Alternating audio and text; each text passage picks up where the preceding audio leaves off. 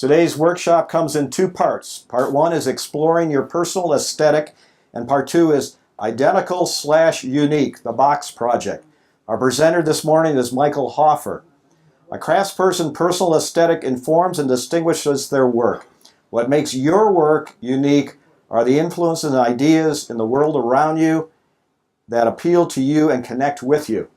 In part one of this workshop, Michael will show you how to begin defining and exploring your personal aesthetic through the creation of a resource collection or use of a sketchbook. In part two, he will demonstrate how he's developed a simple production box project as a method for exploring his personal aesthetic. Michael will show you jigs that have enabled him to produce identical box parts with accuracy and efficiency. Yet by playing with the different ideas for the lids, each box is unique. Michael Hoffer studied with James Krenoff at the College of the Redwoods in Northern California, graduated in 1986. He has been involved with the fine woodworking program at Santa Fe Community College since 1992, first as an adjunct faculty member and later as co-director. He has taught classes ranging from beginning to advanced woodworking. His work has been featured in national publications, the New Mexico Capitol Arts Collection, and many private collections. Please give Michael Hoffer our usual warm AWA welcome. I'll hook you up. Hook me up. I'll get out of your way. All right. Here's this. Oh, thank you. All right. Thanks, Steve, for inviting me. Is this a good place to stand? Does this work? Ready for the images to appear? Just wait a moment. Okay. I've got probably over 30 years experience working with wood. I studied with James Krenoff, as Steve said. And how many people know Herschel Weiss has given presentations here? He and I were in the same class, so I've known him for over 30 years. I moved here in 1990, and actually I moved to Albuquerque and was part of this organization for 6 or 8 months until I moved north to Santa Fe. So I've been to this meetings. This is almost 30 years ago, but maybe long before any of you were in there. I don't know. Anybody in this organization in 1990? No? One.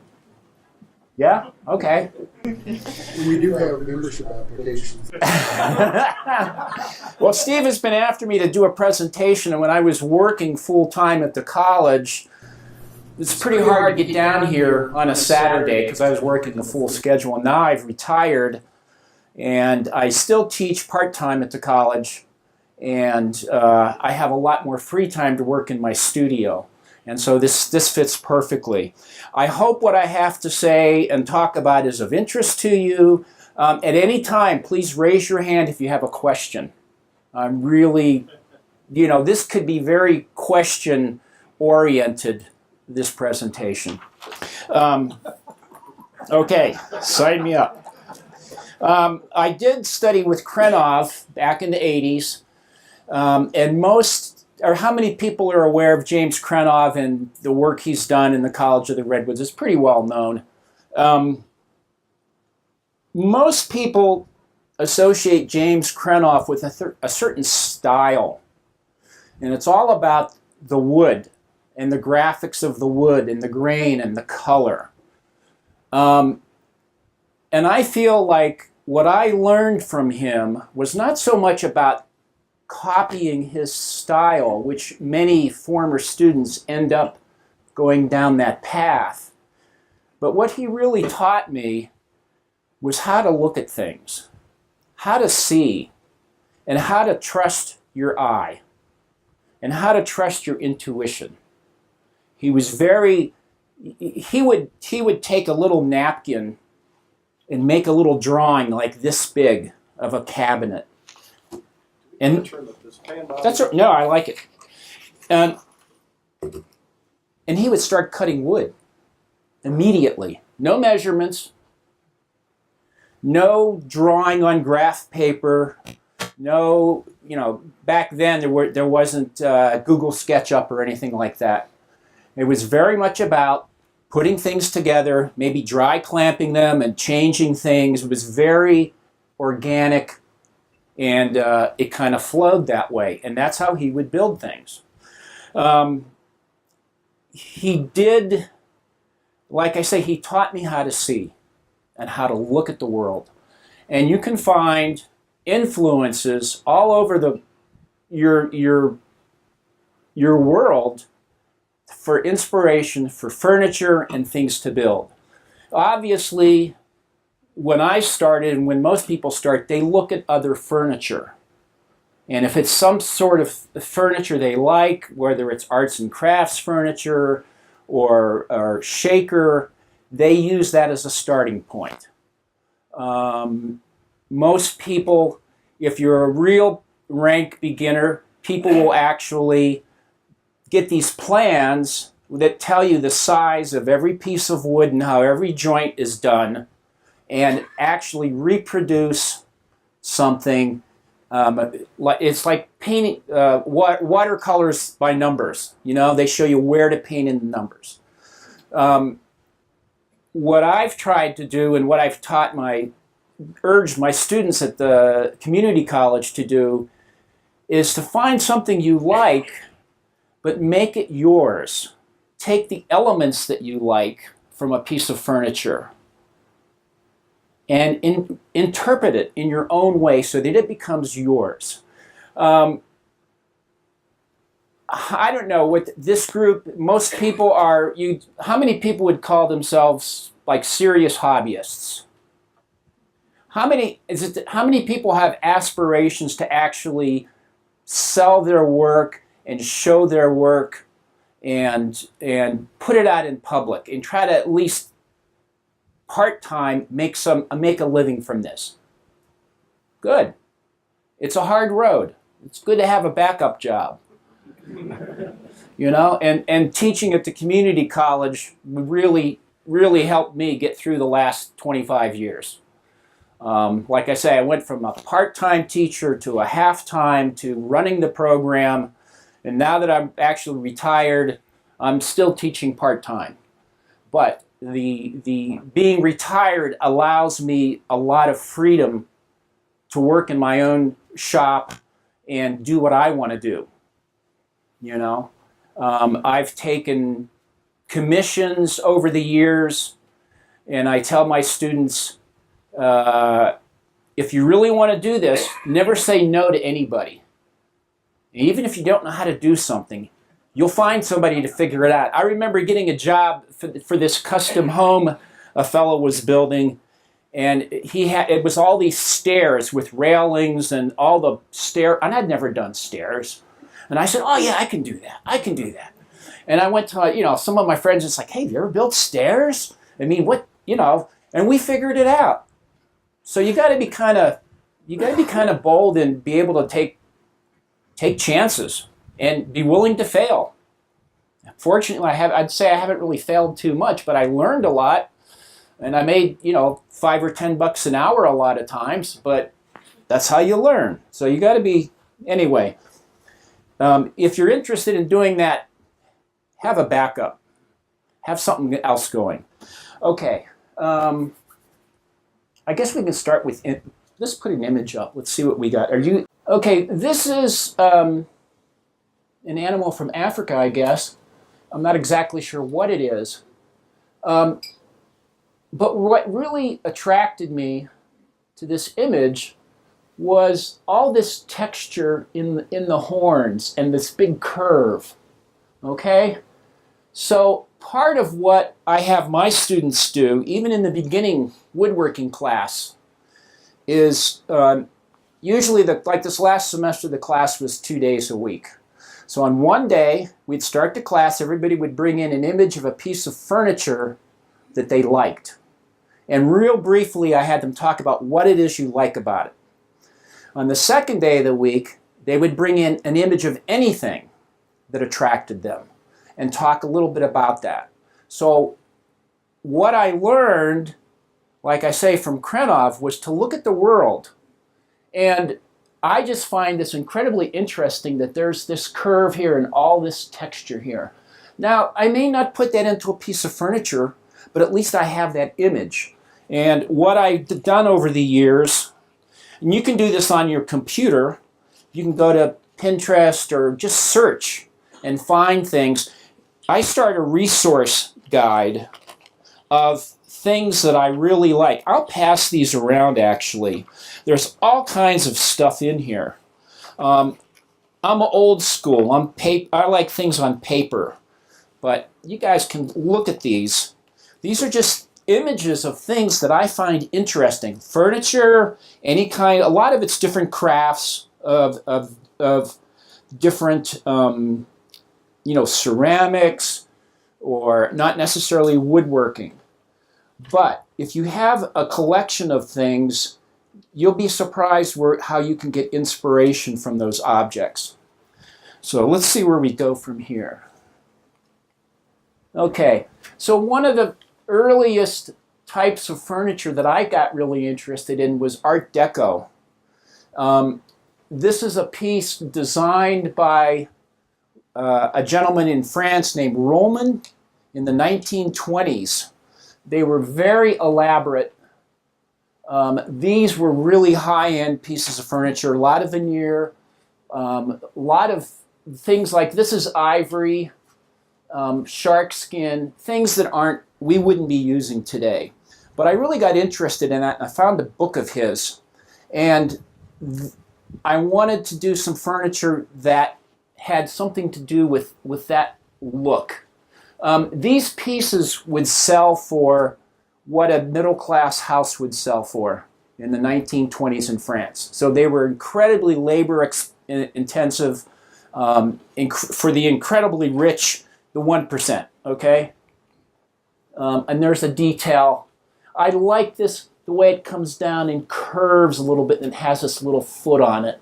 And this has these little flutes on the top of the leg.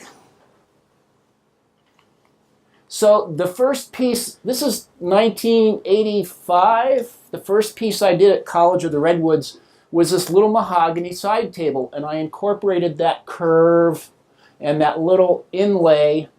This is actually holly, and this is mahogany with holly.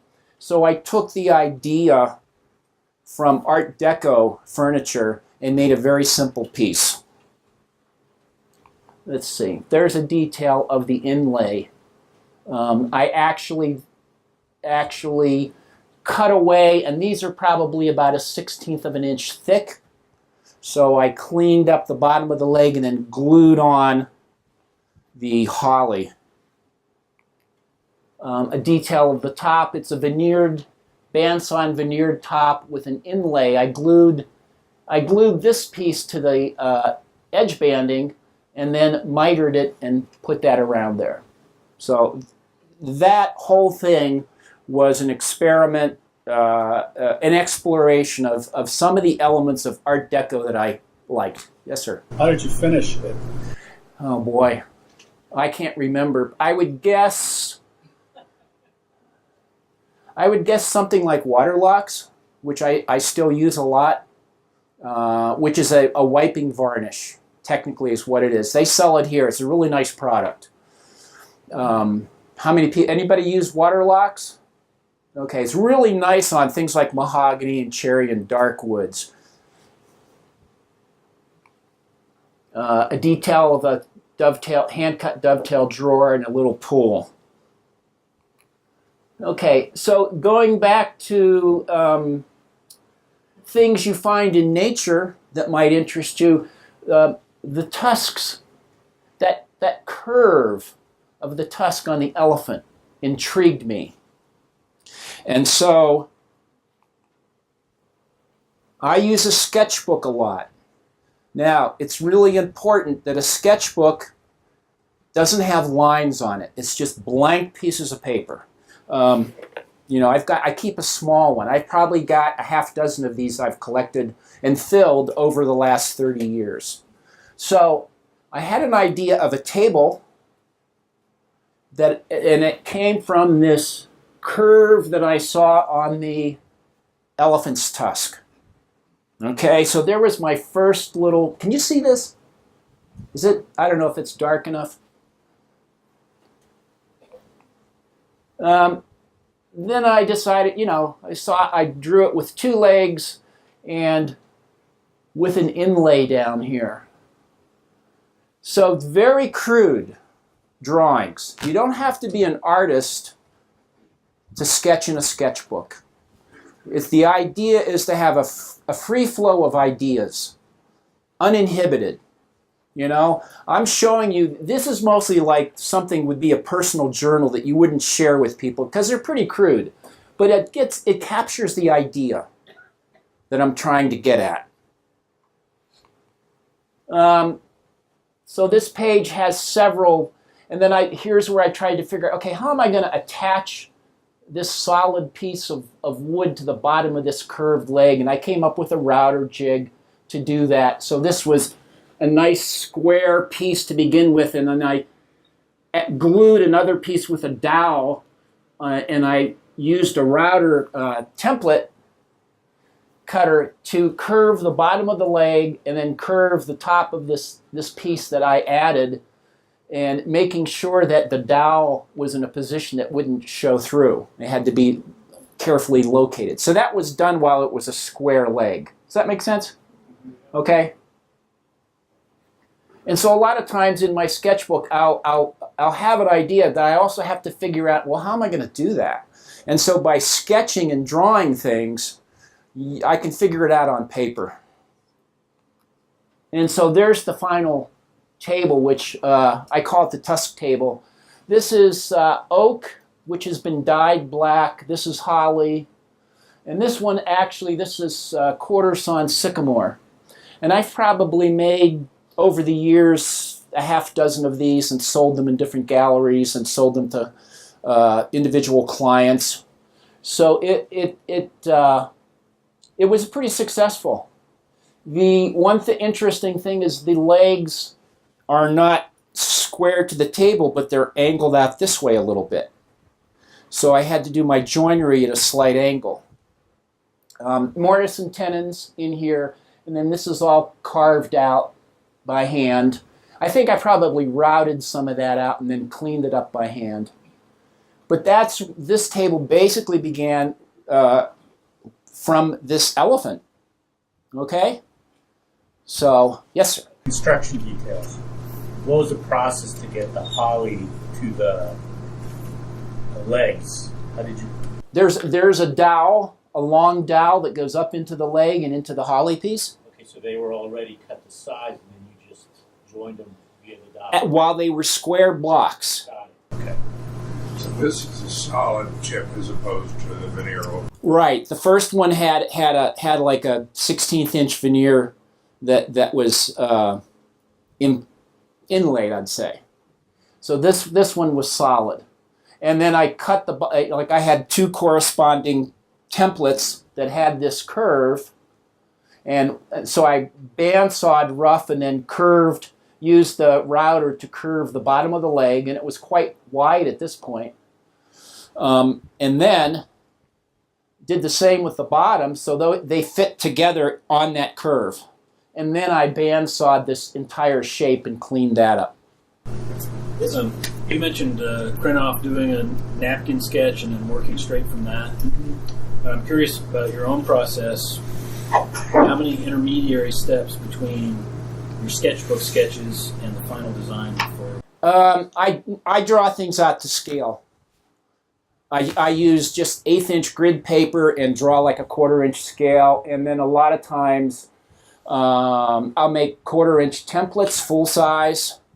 A lot of things I will actually mock up, like take poplar or pine or some inexpensive wood and do a crude full size thing, like the shape of the top of this leg and how this all comes together. You and get a sense of what's that going to look like. It doesn't have to be refined, but it's fairly crude.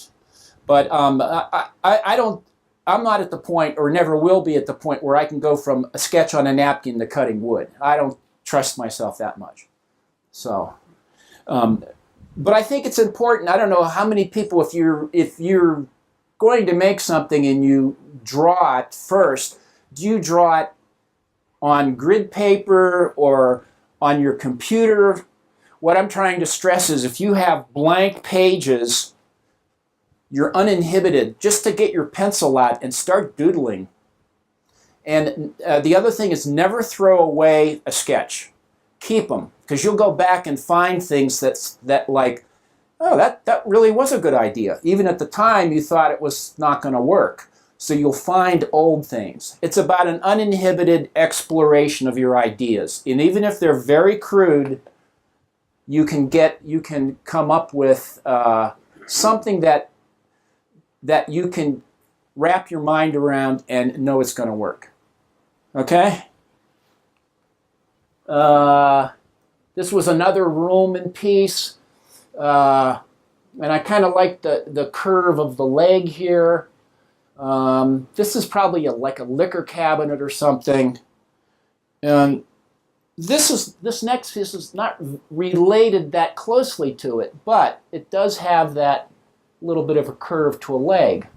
So this is actually, I had a commission for a jewelry cabinet for some clients, and I gave them like a half dozen different little sketches of ideas. And they picked one, and it wasn't the one that I wanted to make. So I made theirs, and the interesting thing was, while I made all the drawers, here's what it looks like opened, I made all my drawers. And then I actually built the cabinet to fit the drawers, rather than making the drawers to fit the cabinet, which, surprisingly enough, it worked really well. Because it's backwards. You know, you would build this case and then make the drawers to fit and the runners and everything. But I had the drawers because it was easier. There's, I don't know, 10 or 12 drawers. I did theirs at the same time, and I had these. So these are bird's eye maple fronts. This is mahogany that's been dyed red with aniline dye. I had a real problem with the hinges because I didn't think it through before I built it about how these hinges were going to work. So this is something you need to be aware of. Before you build something, think about the hardware you're going to use and how's it going to work with the piece. You know, because it may, I've had people at the school, at the community college, build things, and it's like, well, how are you going to make those doors open? And they said, oh, I don't know, I'll figure it out. Well, there are pieces that have never been finished because it was impossible to make them work. So you gotta figure out that kind of stuff ahead of time. I was fortunate enough to like come up with a way of making this thing work, but I wouldn't recommend it. Think that part through. A lot of people, two things: finishing, what's your finish going to be, and how's the hardware going to work on a piece. Work that out early in the process, because if you leave it to figure out, well, I'll come to that later. A lot of times you really put yourself in a hole where you can't get out of. So I did a series of wall cabinets. This is the kind of thing Krenov would do, very minimalist, and this all has to do with the wood. I think this is ash, black and white photo of ash.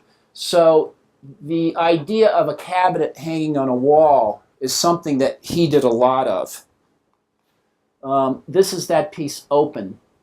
It's a Cooper door. And his is very minimal. It's all about that grain of the wood. It's almost not even a functional cabinet. I mean, it is, but it's not the point. The point is to display that nice wood, and that's a lot of what he did. This is some spalted maple that has some coloration in it. It's just, these are doweled together. The sides have several dowels, and he uses the knife hinges. So it's all about the wood. You know, it opens up, you can put things in it so it does function. So there is this background, this history of the wall-hung cabinet, which I decided to get into. There's another one of his. This one has a frame and panel, glass on top. I'm sure most of you are familiar with this sort of thing. This is by a woman, Wendy Murayama, who until recently ran the woodworking program at San Diego State University. Black, kind of, when you can imagine when this piece is closed, that this line continues up. So it's almost like an arrowhead, and in between the two cabinets is a mirror. So that's a wall-hung cabinet, but very different than what Krenov did. Yes, sir? How large is that? I don't know, but I would imagine like that. There's another one of hers. This has gold leaf drawers in here, so these open. You can see there's some thickness to it. But it's almost like a sculptural piece hanging on the wall. But they do function because they open and close. There's an inside and an outside. So I thought I would work with some of the things that interest me and make some wall-hung cabinets. This is not a cabinet, but this is a piece by an artist named Lisa Hunter, and it's just it's probably about this big, this tall, maybe this thick, and it hangs on the wall. And I like this idea of these little nichos in here, where she's put this is a pot, and these are stones, and these may be pine cones or something, and she's just stick on top. So she's working in elements of nature into a piece of furniture. Well, this is not furniture, this is just a piece of art. So you might call it a sculpture. So by, if you look at these things I've passed around, by collecting and looking at what different artists have done, you can find ideas for your furniture. This is glass, and I can't think of this guy's name. Pardon me? William Morris. William Morris. You got it. Very good. He wins a prize. My brother helped you blow that. Pardon me? My brother helped you blow that. Really? Yeah. Yeah. So this is glass, and I like bone, and I like the way this is all textured and everything. It's pretty amazing. I saw an exhibit of his up at Gerald Peters' gallery in Santa Fe. And I'm just real intrigued with the forms and the ideas, because I like that kind of stuff. And the fact that it's made out of glass is pretty amazing. So by, not just focusing on furniture and wood, but by looking at stuff in galleries, things that different artists do, things in nature, you can come up with things that are very unique and reflect what things are interesting to you. And that way, what you're making, somebody would see it from across the room and say, oh yeah, I bet you Steve Schroeder made that. Because he's got a style, he's got this thing going. And that's kind of a cool thing to do, rather than just repeating what's been done before. Explore who you are and express that. This is a piece of jewelry. This is probably, that big. I have a lot of old American craft magazines that I inherited, and there are a lot of the stuff in that resource folders are from that. So you look at jewelry, ceramics, basket work, all these different things. So, all right. So I do a lot of stuff in the outdoors, hiking and whatnot, and I tend to pick up things. Years ago, I found this skull. It's about this big, and I don't know what animal it would be. Some sort of, it's kind of small for a coyote. So, that cabinet that I made, the red cabinet with all the drawers, I I never was able to sell that, so I decided to keep it, and that's where I keep all this stuff that I found.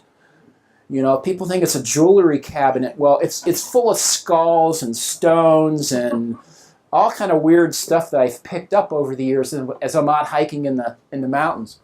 So I wanted to do something around this skull. So I started sketching a cabinet. Here's the skull up here, and some bird wing type doors. Okay, that evolved, and this is over several sessions of, you keep returning to something. You sketch it. I had the wings going up, the wings going out, and just different ideas. And if you work something long enough, you'll come up with something that's going to work. And then I came to this. This gets pretty close here to what you'll finally see. I kind of like that. And this cabinet it's about this tall, this wide, and that's sold in a gallery several years ago. And there's the final cabinet. This is mahogany that's been bleached white, something Krenov would never do, to actually alter the color of wood. These are bent laminations that are tapered. And everybody know what a bent lam is? And you can taper the laminations by putting them on a jig and sending them through the planer so that they are thicker at one end and thinner at the other. So these were one long piece, and then I cut them and mitered them. And so it has this feeling of, I don't know what, the white with the bone. And part of what motivated me was when you open it up, I had found this piece of spalted maple, and when I book matched it, it kind of looked like a skull. So I thought the whole thing kind of fit together. This panel lifts off, and there's compartments in there to put things. Okay?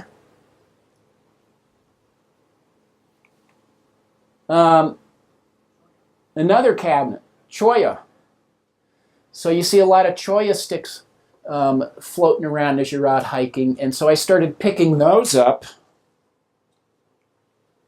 and real crude sketches of how am I going to incorporate those into a wall-hung cabinet. And these are just basic shapes, lines, real, I don't know, if I wasn't explaining this, you'd look at this and say, what's this, Makes no sense. And then I came closer for more of a box-like thing, a little curve here, and I thought, well, maybe I can curve the sides. And then, I came up with this idea of the door. And so this is pretty close to what I end up with. There's another little more refined version. And there's the cabinet. Again, I took... this is white oak, I believe, that I dyed dark. This is quarter-sawn sycamore, and you can see the cholla sticks. Part of the thing of this series of cabinets was what's inside the cabinet is partially shown on the outside, so that boundary between the inside and the outside kind of is merged. It's not a definite boundary. And when you open it up, and then that panel lifts off, and there's other compartments in there. Okay?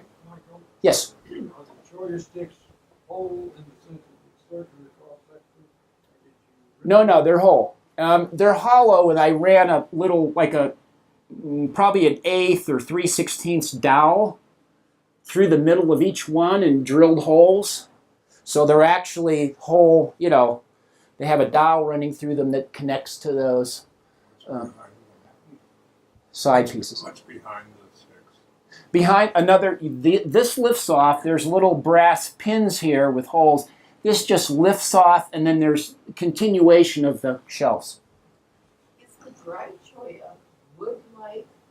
I've never seen that. Yeah, it's pretty fragile. Is it? Yeah, it's not. You got to get it, you know, dry but not rotted or anything. So it's pretty usable if you're careful. Got the natural color? Or did you Yes. No. Yeah. This is dried cholla. It's kind of that gray. Yeah. Did you apply some sort of finish or sort of strength to that cholla? No, I just left it natural. I don't. You know, it's indoors. I don't know that it. And you might kind of ruin it by putting a finish on it. Although. You might be able to. The woodworkers here has a lacquer in a can, and it says dead flat. I don't know if you've ever used that. You know, there's high gloss, semi-gloss, satin, and then there's dead flat, and it's an actual, you know, lacquer coating which has no sheen whatsoever. And I've used that for several things to kind of seal it without changing the look of it. If that panel is intended to be taken off, put back, taken off, the storage things behind it, the cholla is very fragile. How do you deal with the potential for the cholla being damaged as it comes on and off? Well, there is a piece of wood or a panel behind this, for one. What do I grab when I want to take it off?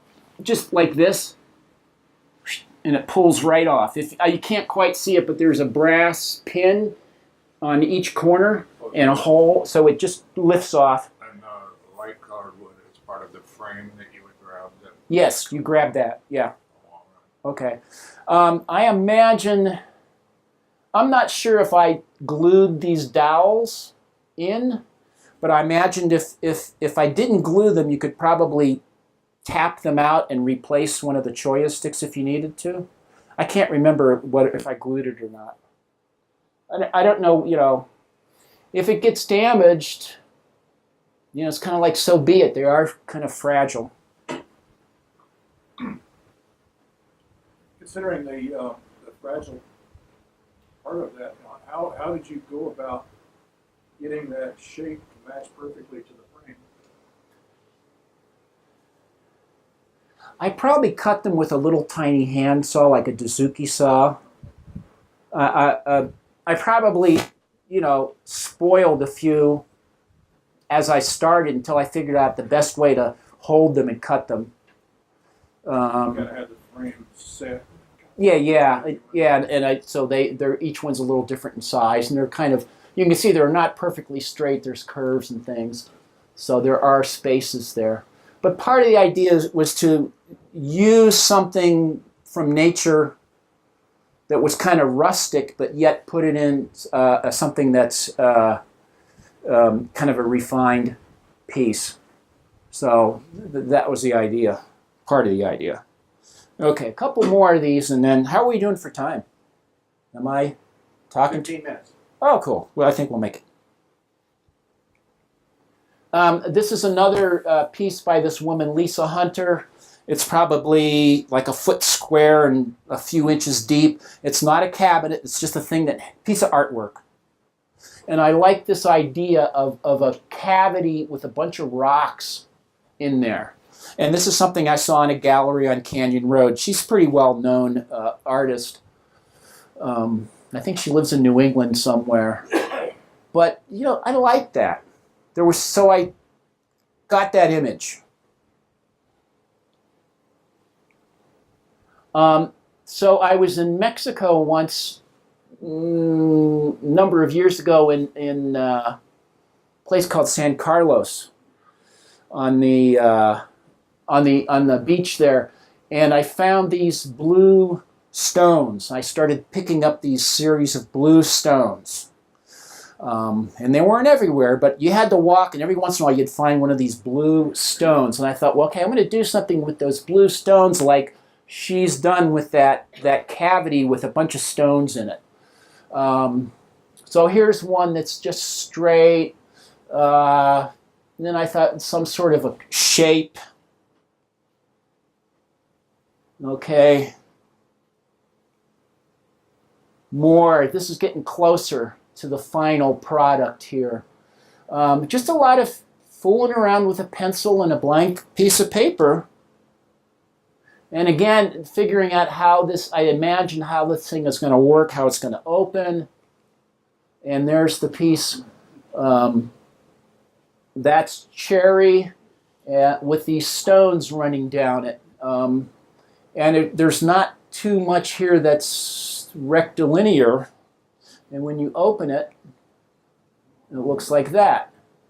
I had to make, this is flat because I had to have straight rather so that the hinges, the butt hinges would work. Figured maple that I dyed with some aniline dye to get that blue-green effect. These are just a little dot of epoxy will hold them in place. And then I turned a vessel and painted it. So that cabinet, that sold too. That was, for the longest time, was in the president of the community college's office. And tried to get them to buy it, and they were, oh, we don't have the funds. Yeah. So anyway, I took it, and within a couple months, I managed to sell it. So, pardon me? How deep are their shelves? Probably like this. All of these cabinets are no more than like 5 inches deep. Show it closed again, would you please? Sure. So real kind of organic, and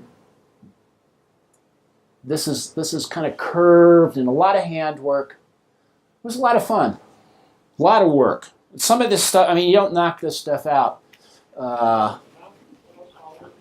but you have a lot. I mean, I have a lot of fun with it. How'd you mount it? Sorry? Mount it?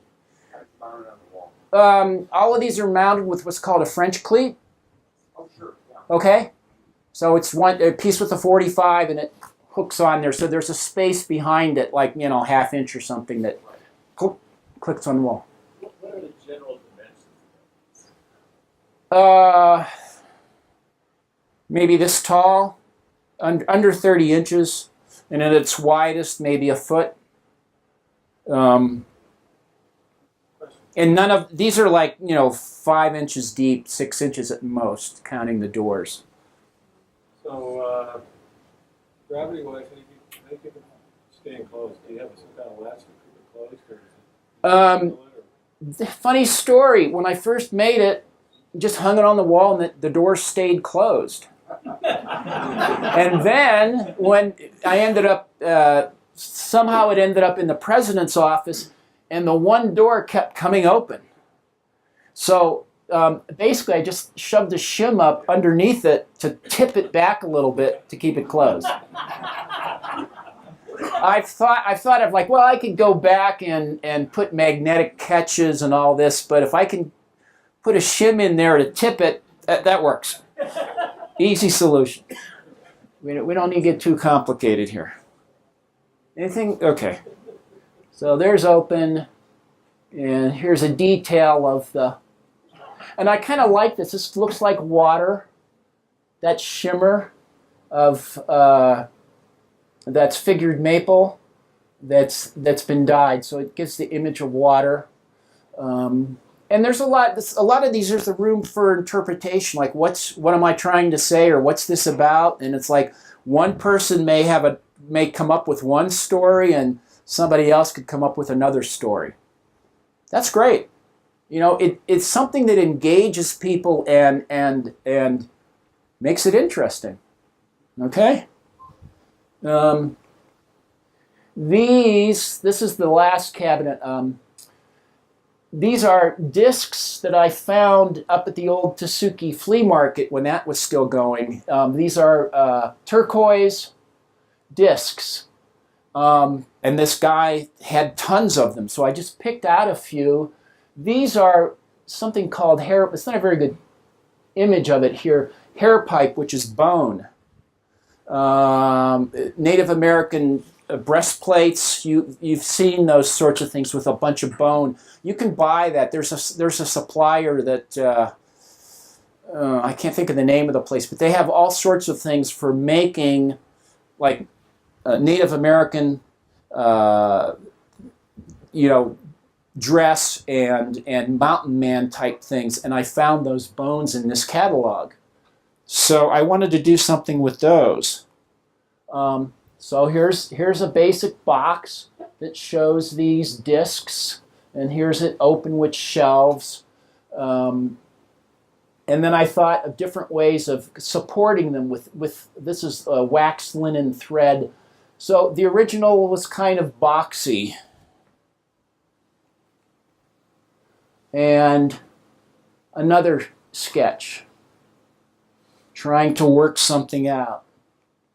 And then I came up with a curved, a laminated bent lam top and bottom with straight sides. And here's my little notes to myself. The pins extend beyond the tails. Tops curved, sides straight. And here's the final piece. This is white oak. These are, again, a tapered bent lamb, and the dovetails, the pins extend beyond the tails on the side. And again, this is, you can see part of what's inside from the outside. Again, I brought these hair pipe bones down here and used them for handles. Yes. Back here? Yeah. When you cut those dovetails, you cut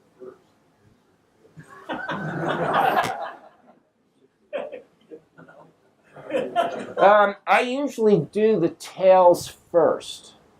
These are tricky because they're on. I'll show. Here's a close-up. There. Since this piece is curved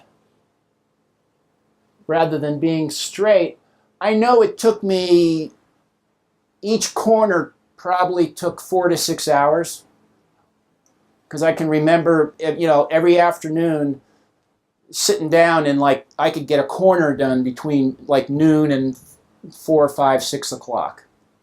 So they're all hand cut and fitted together. I probably did the tails first, I would think. Yes, sir. When you're doing the bent lamb and you put it on this jig and you're running it through the planer, what kind of difference are we talking about between the thick end and the thin end of the strip? Not much. I don't know how many layers there are here, but if you measured this, say this is an inch, and this is 3/4 of an inch, so not much. And I actually, the way to make a bent lamination like that, or a tapered lamination, I actually took a piece of wood, like say maple, and marked it out very carefully, and then hand planed it so that it was thicker on one end and a little bit thinner on the other. Not by much, maybe 1/8 of an inch in that distance. Or, even a 1/16 would be enough. And if you keep your laminations sequential and run them through the planer that way and then put them back together, you'll get, thicker on one end and thinner on the other. If they're long pieces, I've made, say like a piece of MDF, whatever, and then put strips across to make a taper, and then put another piece of MDF on top of that, so you actually have created a wedge that you can put your laminations on. And you want to make sure that your laminations have a couple extra inches on each end, because at the thin end, they tend, if they get really thin, the planer tends to blow it all out, and that's waste. I found what really works good is I've put one of those spiral cutter heads in my planer, and that's a sweet thing to have. Why didn't you just use a solid piece of wood and taper it? Pardon me? Why didn't you just use a solid piece of wood rather than laminating it? Is there a different look to that? Well, the grain would be straight, so you would have short grain here. Maybe I think this is the last slide. So the grain follows the curve right there. Let's.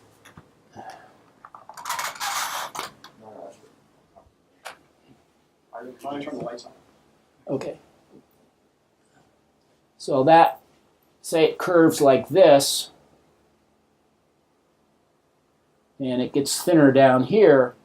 Well, if it was a solid piece of wood, you would have short grain, especially when you get out here. This is going to be real fragile at the ends.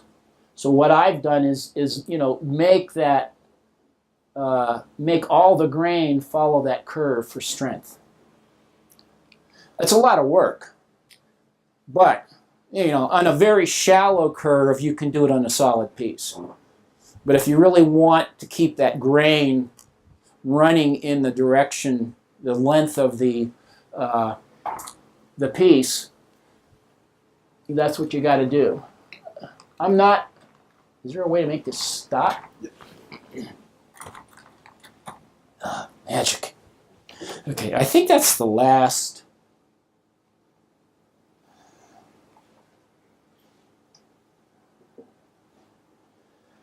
Yeah, I think that's the end of part 1 here.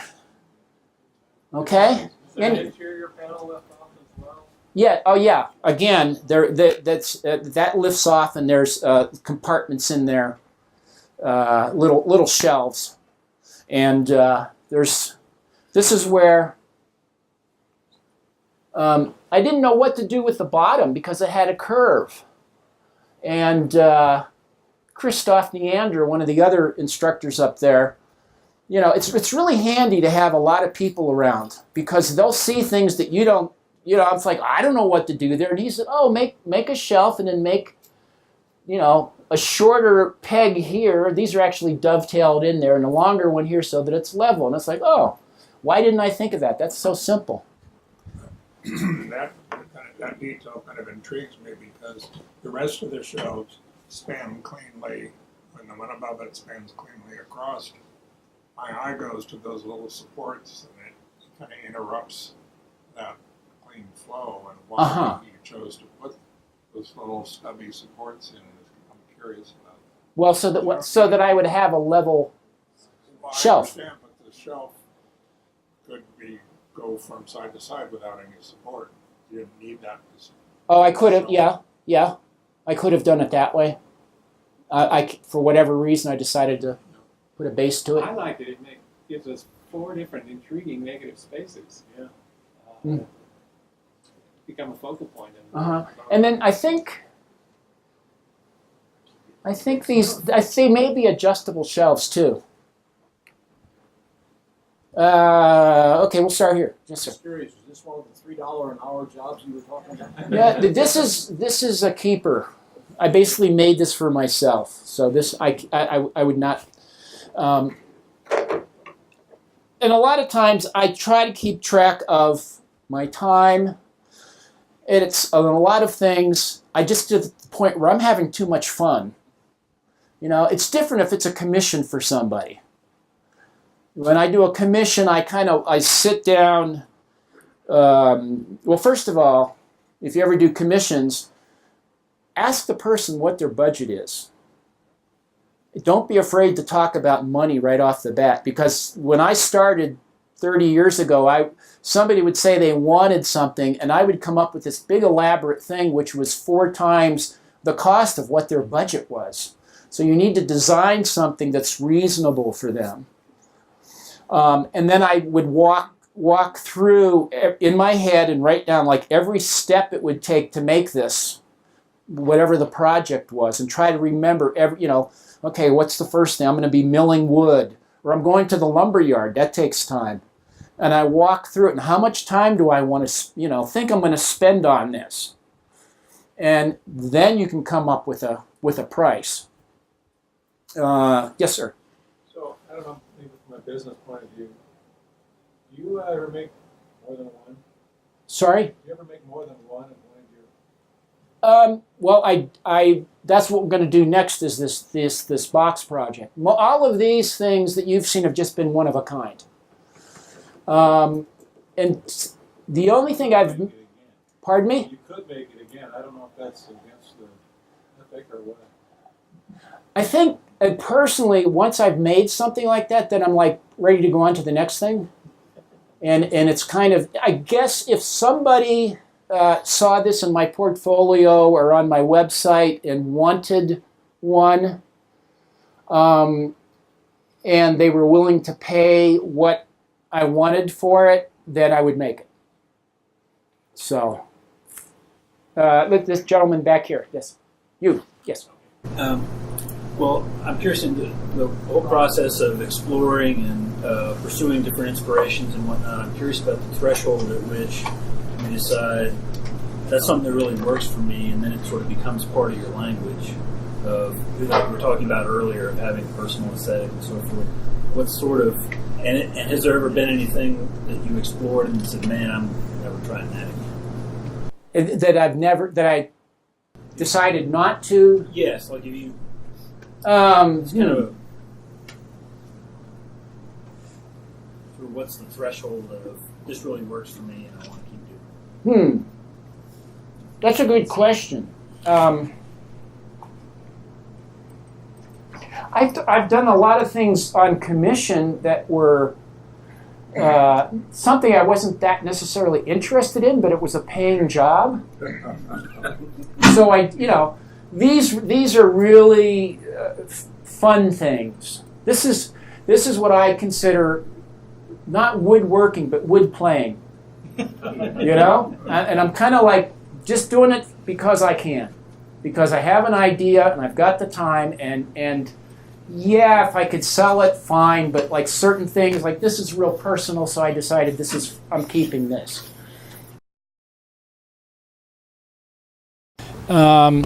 Before I get started on the second part of this, I've been involved with the community college since 1992 up in Santa Fe. And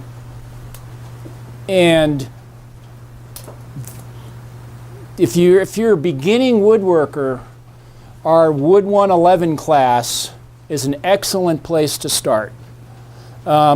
You design and build a table. Everybody's table is a little bit different, but they've all got 4 legs, 4 stretchers, and a top, basically.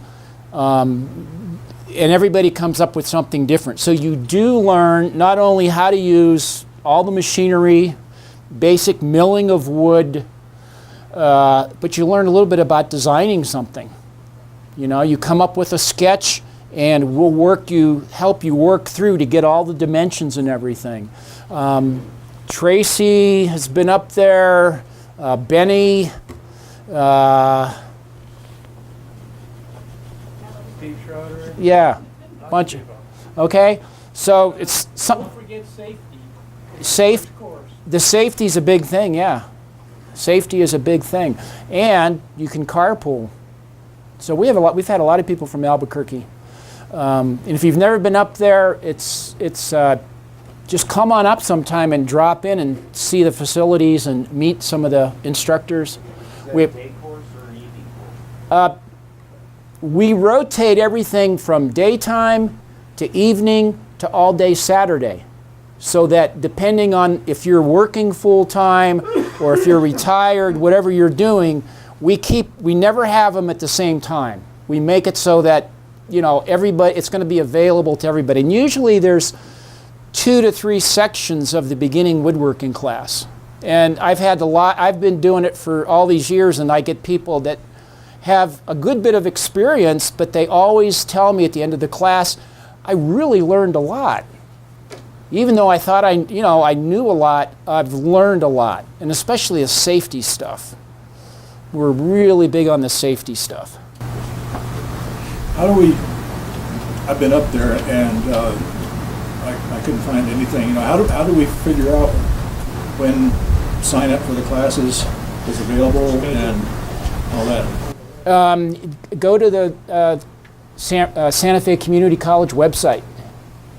It's all on there. Usually, like for this semester, which starts next week, the sign up is in early November, and then for the following, like next fall and summer, I think that's in April, is the sign up. The thing to do is contact Doug Jones. He's now head of the program, and I can give you some he's really great on the phone. 1741 is his number, and then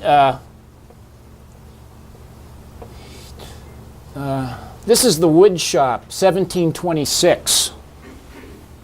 And I actually I called that number, the second number, like in December, and it still has a message saying that I'm the head of the program, which has been like 3 years now. So I mentioned it to Doug. It's like, I think you really need to change that because I'm only here part-time.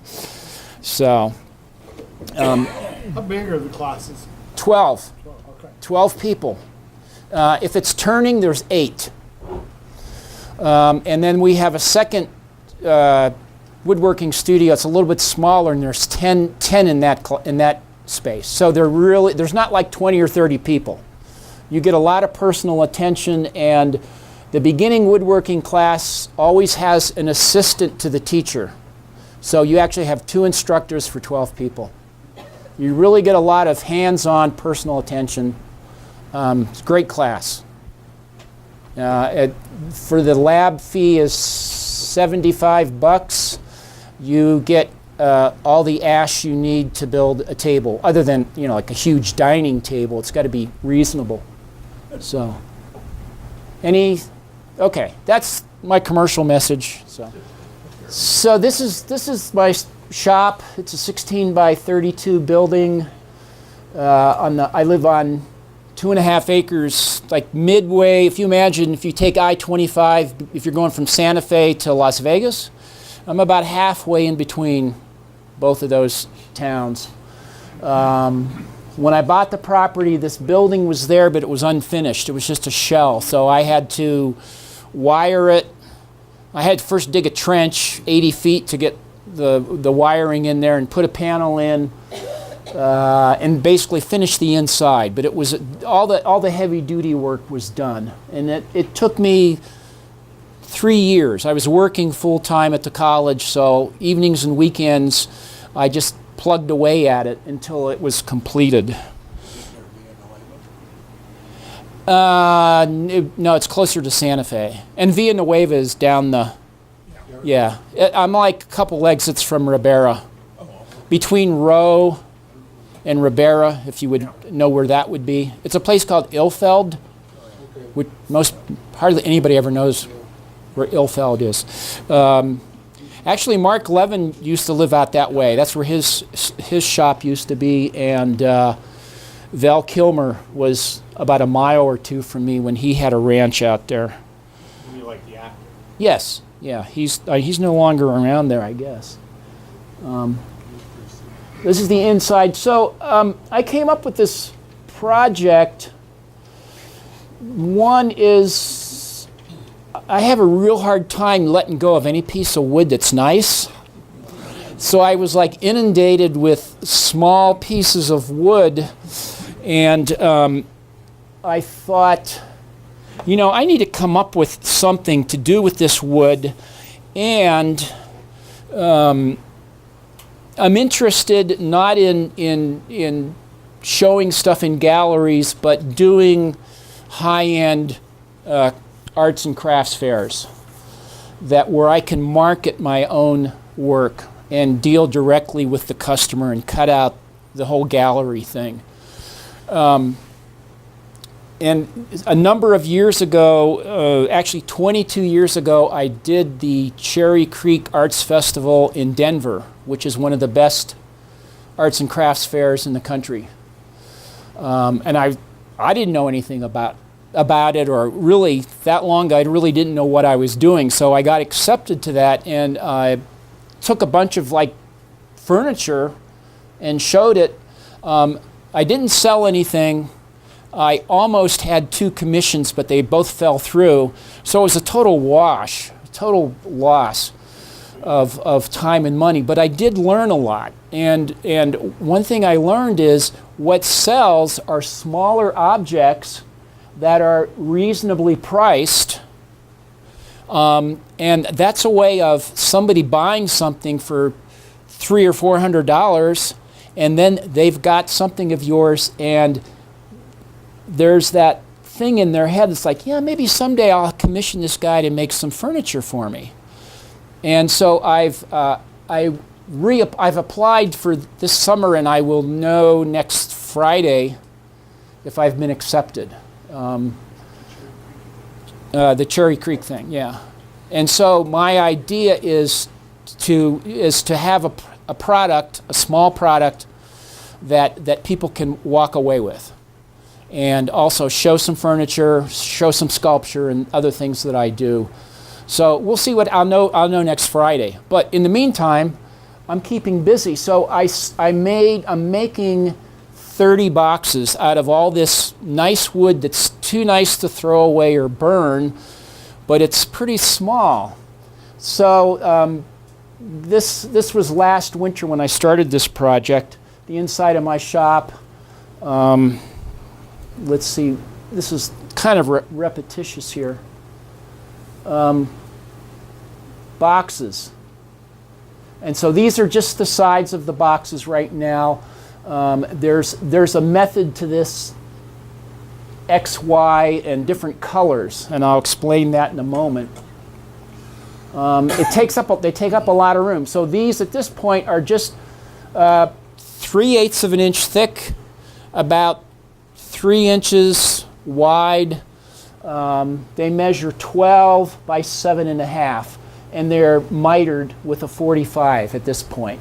So what I'm doing is getting ready to make the joinery. I have let's see, there's a close-up. So I wanted to keep it real simple, and I realized I've made jewelry boxes and whatnot before. Hardware takes a lot of time, hinges. So I decided I would make a sliding lid so you can see one side is taller than the other side, because that will get cut and this will become the handle. Okay, I have about a half dozen boxes here to show you. You can come up and take a good look at them. But that way, I don't have to deal with hinges and hardware, which I find it takes more time than you think. Even if you're doing it in a production, that's one less step. You can make a nice product without having all that. So at this point, these are just the sides, and they've been mitered. One of the things that's on that list here, I don't know how many people. Is there any reinforcement on the miter joint? I'm going to get to that. A miter seems like a very simple, hang on here, a very simple joint. It's essential that you get an exact 45. And so this little gizmo is a Wixie digital angle gauge. How many people use these? All right.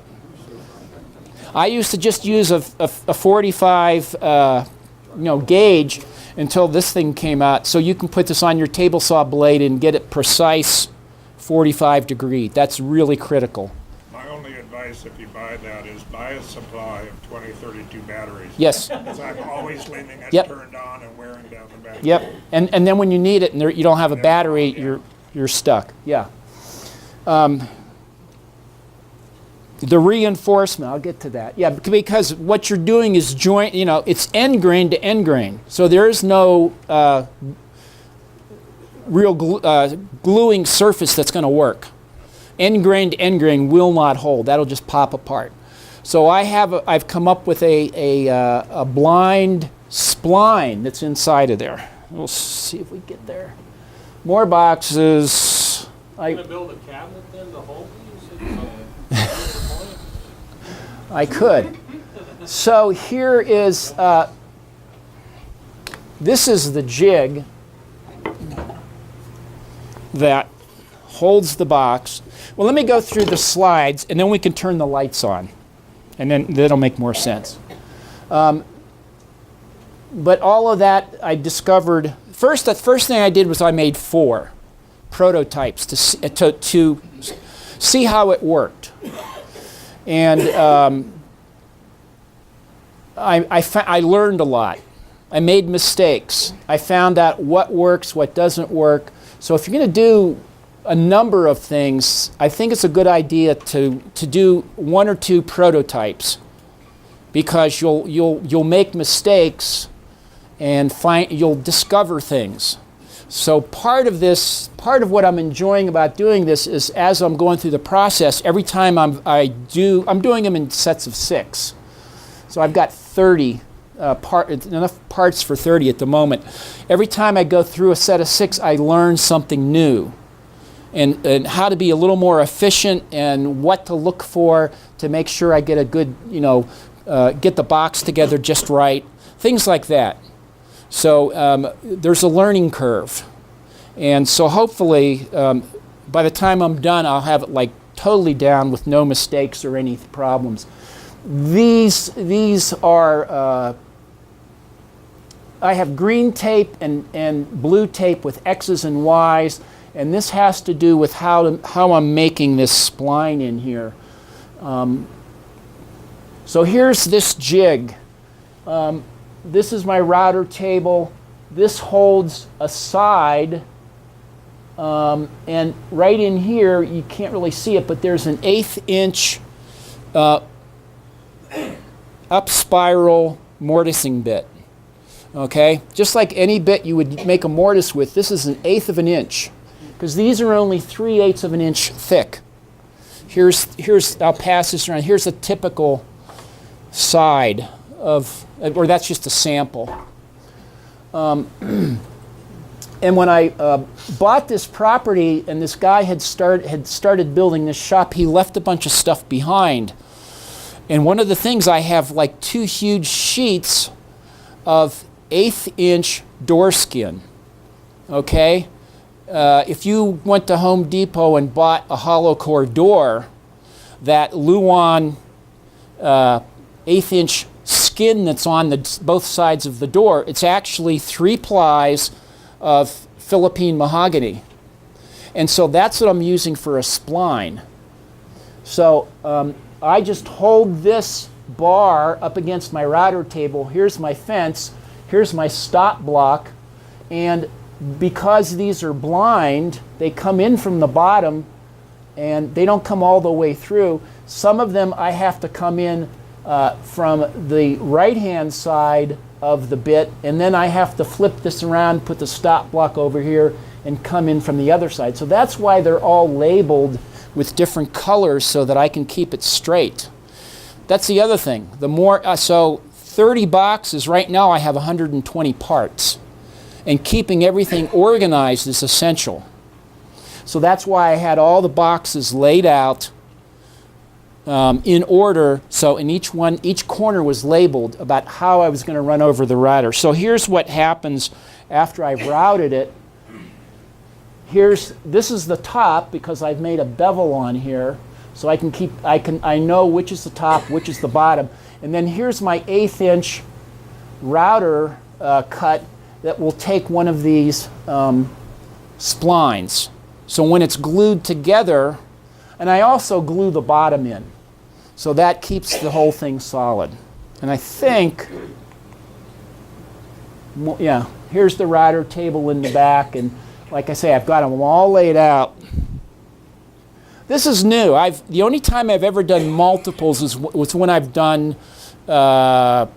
dining chairs. I did a dining table and 8 chairs for somebody, and that was the repetition of doing the same joinery, the same milling over and over again. But I've never done. This is quite simple, but I've never done this many. So of something. So keeping everything straight is really helpful. For the tops are not solid wood. They have to be veneered on 1/4-inch MDF. The reason being, and I'll show you when I pull one of these boxes out, you'll see the handle, the grain is running this way. If I used solid wood, it would expand and contract, and that would be working against the grain direction of the handle. So these are all, some of these are veneer, some are paper. I'm using different materials. But this is what I'm making the tops, and this is my veneer press. It's 4 layers of melamine, and the veneers are in here and this a bunch of clamps. That's a simple, 8 by 12 or so veneer press. Yes, sir. Speaking of expansion, you said you glue the bottom in. What do you do to take care of expansion of the bottom? That's also a 1/4-inch. It's 1/4-inch ply. I'll show you all this. I think so. These are the prototypes. Okay. So you can see I just cut the handle off. This one's veneered. I think this is pear wood, and this is western maple.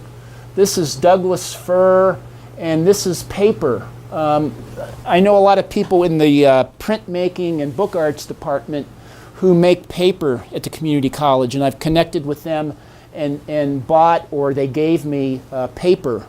So a lot of these have paper as a lid. They're all identical, same size, but each one's individual because they're different with the lid. It's very important, like I picked Douglas fir. This is vertical grain Douglas fir. This orange contrasts with the blue. Okay, important thing, get yourself a color wheel. And none of these are random as far as which wood goes with which top. I have done it so that these would be opposite on the color wheel, so this really makes the blue pop. So a lot of this is about using things that have color in them. Okay, that's the last slide. Well, maybe let me show you some boxes, and then I'll show you the jigs different jigs I've come up with.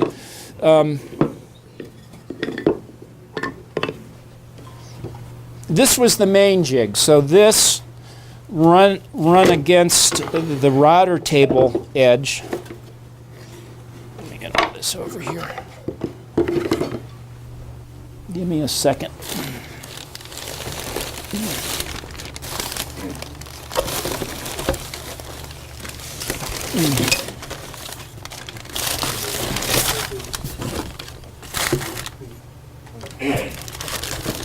Okay. Now, am I in a good place? Can you see? Did you ever think of using biscuits instead of splines? Well, given the size of this, biscuits, given the dimensions of these, I think the spline, I don't know if you can get a biscuit that's going to be small enough. So here's one that's bloodwood. This one obviously hasn't been assembled. First of all, I after I miter them, I run a bevel on the top. Is this okay? So I can differentiate between the top and bottom because I want the spline to come in from the bottom so you don't see it at the top. And I make grooves depending on, that one's up, no. Am I good for your visual there? Yes. Okay. So these are the splines. I can pass that around. It's just 1/8 inch door skin. So it's Philippine mahogany, so they're not going to break because the grain is running, it's like a 3-ply plywood. It's only 1/8 of an inch. And those fit very nicely up inside that groove. So when that's probably goes to this side. Anyway, there. That's what gets the way it gets glued together. Plus the bottom. The other way of keeping these organized is you buy a bunch of these big sandwich bags at the grocery store, and all the parts for each box stays in a bag, so they're all right there. Here's the bottom. This is suede glued to 1/4 inch plywood, or it's actually MDF core, and that will get glued into the bottom. Okay, so there's a glue joint all the way around, plus the spline in there, and they're pretty solid. Okay, make sense? All right. How do you create that glued slot? Did you do it on the table saw or with the 1/8 inch spiral up? No, that's done with this. This is where I use the 1/8 inch. Yeah, that's for the spline. That's for the spline. How about for the bottom? Oh, the bottom. The bottom and the top grooves. Actually, these, I did them with a rip blade on the table saw to get a flat bottom. But you could, but then the next set I do, I'm going to use a 1/4 inch slot cutter on the router, because that way none of this stuff is exactly 1/4. It's a little bit more. Once you like this is interesting material. The first ones I did that I have here, I actually bought suede and glued it directly to the 1/4 inch plywood. Okay, and then one of my students at the college turned me onto this product, Mormon mat board. They sell it at Artisans in Santa Fe, and it's suede on mat board. So it's much easier to deal with. I just use spray adhesive, like 3M, and then glue it, just press it, and then I, obviously spray the other side of the bottom and just press it, and then I've got that. It's much easier to deal with than the actual suede. You could use felt, but this is a little bit, I want these to be kind of high end, so this is kind of a nicer material. These come, they come 32 by 40, and I figured I can get a dozen bottoms out of a $60 sheet. So each one of these bottoms costs me $5 for the suede, and then obviously whatever it costs for the plywood, which is actually MDF core. Where did you say you got that again? Artisans. Artisans is on Cerrillos Road in Santa Fe. I'm sure you could buy this in Albuquerque. It's I can write this down too.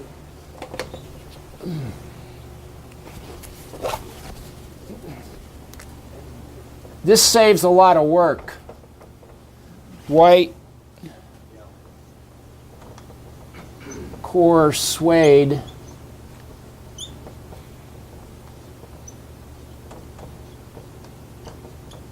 Mormon mat board. They have to, at least up there, they have to order it, and it takes like a few days to get it. Michael, there's an Artisans in Albuquerque too. Is there? Okay, yeah, okay. Might be able to use Hobby Lobby framing shop. I'm sorry? Hobby Lobby framing shop may have it. Yeah, possibly. I don't know. That's where he found it, and then he showed this to me, and I thought, well, that's going to save me a lot of work. Cuts with a mat knife. Yeah, it just cuts with a mat knife. So I cut the bottom to size and make these oversized, and then use sharp mat knife and clean it up. And so you've got your nice bottom. And like I say, those get glued in to that. And then if we have time, I'm not going to do a glue up. I'll do a pretend glue up with no glue. But so You still use just the spray when you do the paper. yeah. Just I spray both pieces, like the back side of the paper and the core that it's going to, which is just 1/4 inch MDF. So here's one here. Can you? Slides open. This is called paste paper. This woman, Madeline Durham, does this, where she uses inks. I'm not sure the whole process, but I've bought a bunch of this different paper from her, and I put paper on the backside too. This is mahogany with this blue, and you gotta get it just right. There it goes. And so, You think the paper is adequate wearing surface for opening and closing over a long period of time? yeah, I don't treat it with anything. I just leave the blank paper. I don't want to change the color or anything. So this one, the mahogany has a lot of red to it, and this has this red streak down the middle. So that's how I chose that. Like I say, none of this was none of it's random. Oops. Those cover the splines, and these are just little felt that you would put on doors. Yeah, they're stickums. Yeah. So you guys can come up and look at these closer. But this was one jig. This is the jig I. Side view of that. Pardon me? Can you give us a side view of that jig? This jig? Yeah. There you go. So this had to be very carefully made a 45. And then actually to get it just right, there's actually a little shim down here of some tape because it wasn't, it was real close, but I won't. The other way. Sorry. Tape makes a nice shim, and then this Destaco clamp. So this fits like that, holds it in place. Say, here's my router bit, and here's my fence, and the router bit is only sticking up about, 3/16 of an inch, and I have a stop block here, and I just slide it, bring it back. And then for the other side, since I'm coming through from the bottom, that one's going to have to be shifted over, and the stop block is here, and I come from this direction. So that's why all the tapes, I marked every corner so that I did it correctly and didn't go, because that's a mistake I made on the prototypes, is I went too high, too far, and the groove showed up once I cut the handle off the short end to make a handle. Then you saw the groove. So that's the kinds of things you learn when you make a prototype. Question? Yes. The 45 on your actual piece is right off your table saw? Yeah. You did it as a bevel, right? Yeah, I tip the table saw. That's where I use the Wixie. I use an 80-tooth crosscut blade. Is it a stop block or a backing block? I made a backup for my miter gauge, and it was a nice piece of wood with a stop block, and I only use it to make that miter, so that you don't want to have, at least for this, I didn't want to use a random cutoff method that had a bunch of spaces from different cuts. So this is just, I have this one, I just pull it out, screw it on my miter gauge, and it's a backup just for making that 45 cut so that it's real clean. So on this point, had you thought about instead getting a router bit that's already cut at 45-degree angles? Because then if you go to cross, you're going to get that 45-degree correctly on those pieces too, right? Yeah, that's not really an efficient or practical way to cut a 45. Why not? While the router blade is spinning this way, and you'd be running a piece of end grain across it. So a router bit is not going to be cutting end grain very, very well. Let's put it that way. And you're going to, once you get to the end of the piece, you're going to get all this tear out. That you could back it up. Yeah, you could, but it makes much more sense to lay this flat, tip your blade exactly at 45, and it's a sharp 80-tooth Freud crosscut blade. Yeah, yeah. Specifically, yeah, you wouldn't use I don't use a combo or anything. It's an 80-tooth crosscut to get a real clean cut. And this one's bloodwood. It's pretty darn clean, because this is really dense and brittle. You can put it on a slab as with the jig as well to push it across. Yes, a sled or a miter gauge. Yeah, I have several different sleds and different miter gauges, and I try to, if I'm doing something like this, I'll have one set up for each operation, type of thing. Yes. I do a lot of miter fold cuts, which end up with those 45 cuts that you have to make. I make them like you're doing it, but I always cut it twice, because that first cut, I'll never get it 45 exact. But I'll cut it a second time that's probably, a 64th of an inch, that's all I'm taking off. And it comes up to slippery. I have trouble with doing what you're doing, but I think that's better than a router bit or anything. Yeah, I mean, the only practical way of doing this would be on a table saw. Let's see, how am I going to do this? Okay, let me show you all the jigs real quick, and then I'll bring out the boxes. Let's do it that way, because there's not room for everything here. The other thing I do is I make samples, finished samples, because I want to see exactly what that wood's going to look like when it's done. So, shellac, lacquer, wipe-on poly, water locks. There's slight differences. This is English sycamore. Veneer is what it. I had some veneer, so some of these are veneered onto the box parts, which I wouldn't do again. It's too much work. But when you start a project, play around with, get that wood. See here, look at the difference between wipe-on poly and water locks. I don't know if you can see this. I'm supposed to be showing it to the camera. One's darker than the other.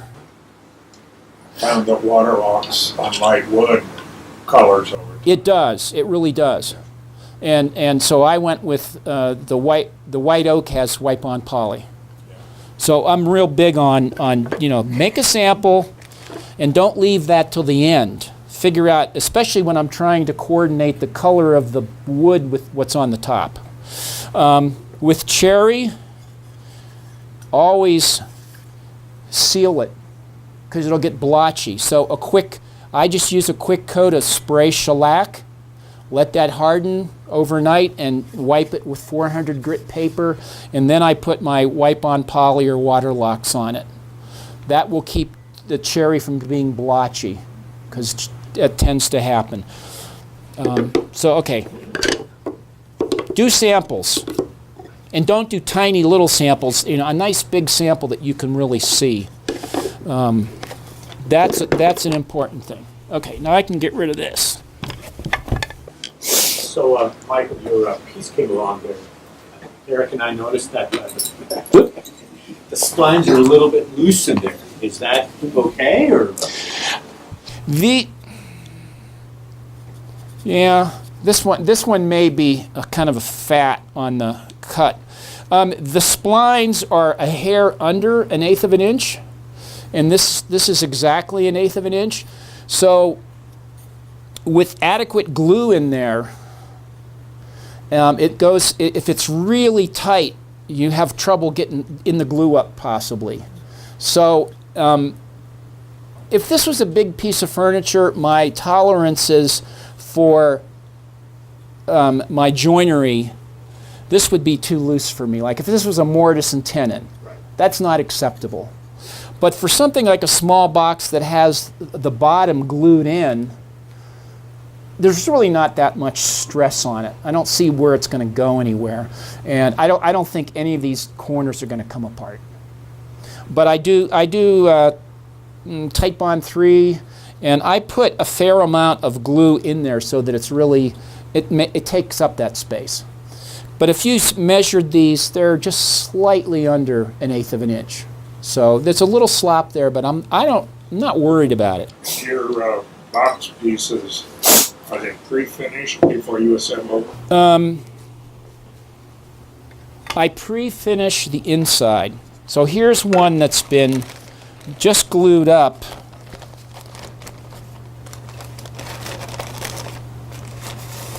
I sand and pre-finish the inside. Here's the handle that I've cut off, which will be, right now it's oversized. Is this working for you? Okay. And then I'll hand plane the bottom to get a perfect fit. So the inside is finished, pre-finished before I glue up, and then the outside, I'll show you the jig I use for sanding that. But let's start with, okay. Size determined by the big Ziplocs? Part of it was, and this is one thing I got from Krenoff. Rather than worrying about the size of something, it's like, what does this feel like in your hands? You know, what is it? It's about, it's a nice size. And I kind of went that way, and it ended up being very close to 7.5 by 12 is the ratio of 1 to 1.618. Is that what that is? Yeah. It's ended up being very close to that if you do that. So it's like, oh, must be the right size. Yeah.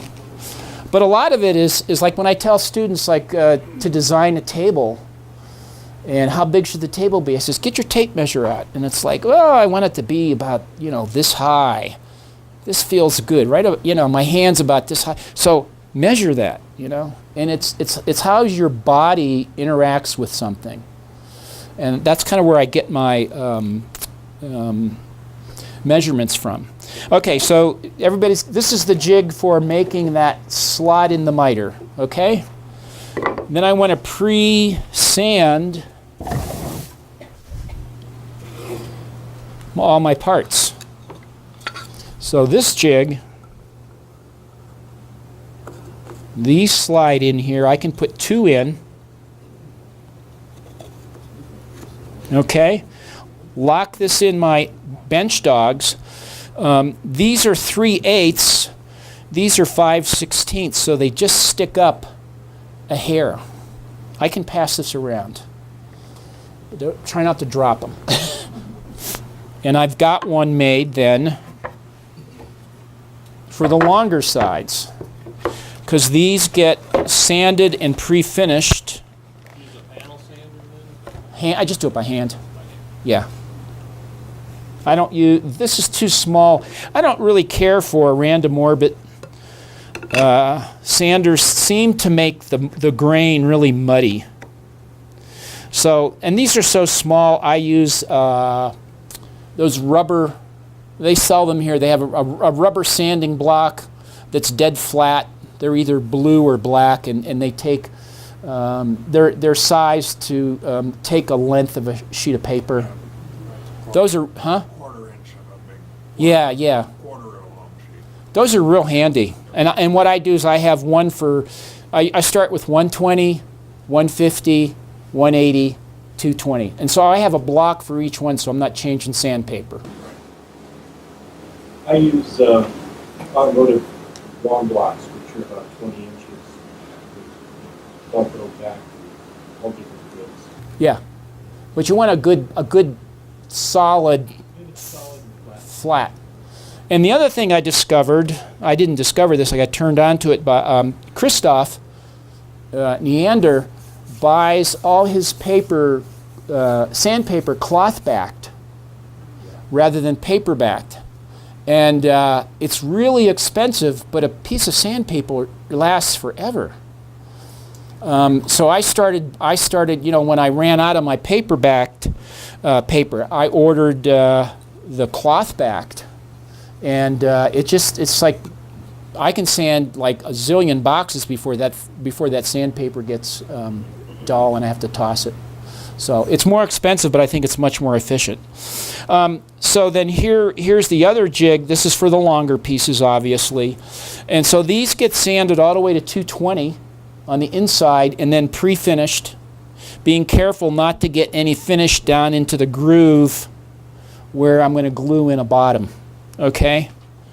Because I want that to be raw wood so the glue will stick. And then for the outsides, I made another simple jig. And this one has a little padding on it because the inside has been finished. I want to pad that. So I will sand the outsides. I just sand them to 220. Or I'm sorry, 120. So I just go over them quickly. I can put that together like that.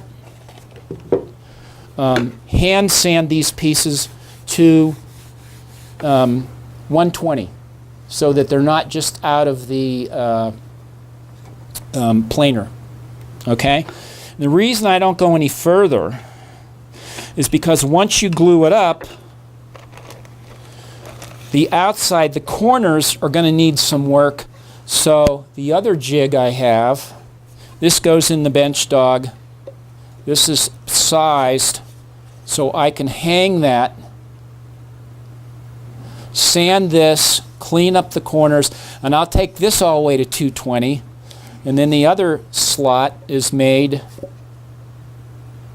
for the short ends. Okay? Why do you go to the step of sanding to 120 and then sanding again to 220? Why don't you start with 120 to 220 on that? Because there's going to be glue and stuff on the corners, and I'm going to need to just touch. I usually be then able to start with like 150 to get rid of that glue. I use to glue these up. I use a band clamp with these corners. I understand that, but what I'm questioning is why that first step before you do the glue up? Just so I've got an initial sanding, so it's not as much work after the glue up. I have sanded them all the way to 220, but then you have to come in here and then back up to another grit to kind of clean up these corners and get the corners clean. I can pass this guy around too. This turned out pretty good. You'd think a miter would be a very simple joint, but it's not that. To get a perfect joint, it's not that easy. So I've learned some things. So from the bottom, you'll see where the spline comes in, and that gets covered. We'll just pass that guy. The inside, the outside has just been sanded with 120. But it has been sanded to 120. No, wait, no, 220. That's 220. That one's ready for finish. Benny? You talked about the Wixie to set the blade perpendicular to the table. What about your miter gauge? You got to get both of those. Right. Right. Get nice boxes. Right. So what do you do to set the? I use my square to make sure that the miter gauge is square to the to the blade. I have a machinist, you know, like the 4-inch machinist square. Okay, so nothing complicated. No. There's nothing I've found. Would like a drawer lock joint work on something like this? Yeah. If you've ever tried to use one of those router bits, it's not like boom, you're done. It's the setup time on that and getting it right is pretty extensive. I actually have one of those bits, and I've never used it. I bought it years ago. And I've seen people at the school use them, and the setup is not that simple. Okay. What else? So these were just real simple things to hold these, because you can't put these in between bench dogs because you've got a 45 and you're coming to a point and you're going to damage that. So this holds it really nicely, and then I put the whole thing between the bench dogs, so this is firm. And then of course this one's used after it's glued up to sand the outside. Let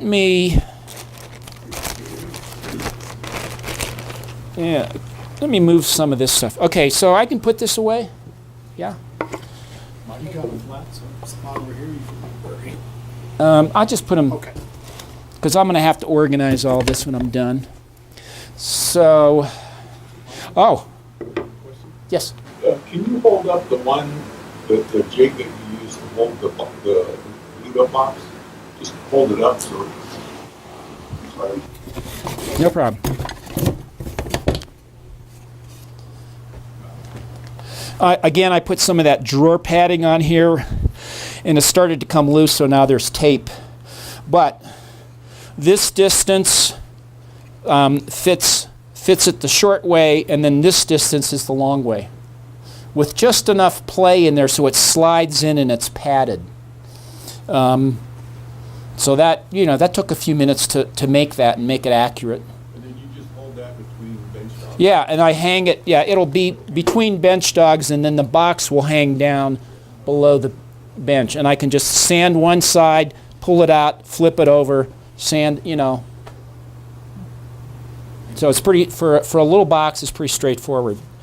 Oh, the other little jig that I discovered I needed, since there's splines coming up through here and I'm gluing in, I have to cut the corners off, or they would get in the way of the spline coming up the miter. Okay? Okay, so everybody's shaking your head.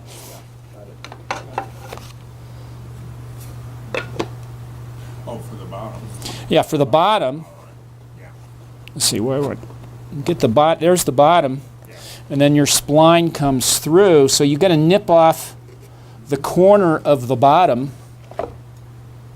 Can you see that? Yeah. So simple thing. Made a little jig. Slide that in. Take a chisel and a mallet. Boom. Chop off that little corner. You might need to clean that up a little bit, but that way I have these little, and I'll have to mess around cutting it on the table saw or anything. I just use this.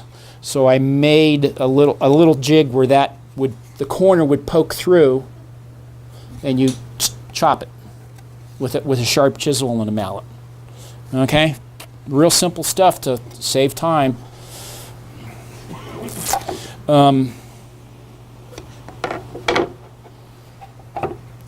then the other thing, the handle is a little oversized. Remember the side that has the handle, when I make it wider than the rest of the box, because you're going to have to cut that. And so the saw kerf you're going to lose at least 1/8 of an inch with the saw kerf. And then I take, in order to fit this perfectly, I use a hand plane just to shave off the bottom, and I try to bevel it this way so that the outside touches, and I have a little gap on the inside, so that when you put this together, you can't even see that joint. So if you put a little square on here, you'd see that this is kind of back beveled, so that you have a nice tight. Can you hold that drawer that way and pull it out? Good. And camera needs to focus. Okay, yeah, you can see the bevel there. And so you get a nice tight joint.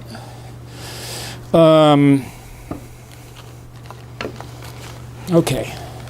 Michael, question? Yes, sir. So you oversize what's going to be the front. Yeah. And then you cut the two grooves for the top and bottom are relative to the edges. Yes. And that leaves the extra inside. Yes. Do you have a jig that you actually cut the handle off then, or do you just measure it? I just measure it and cut it.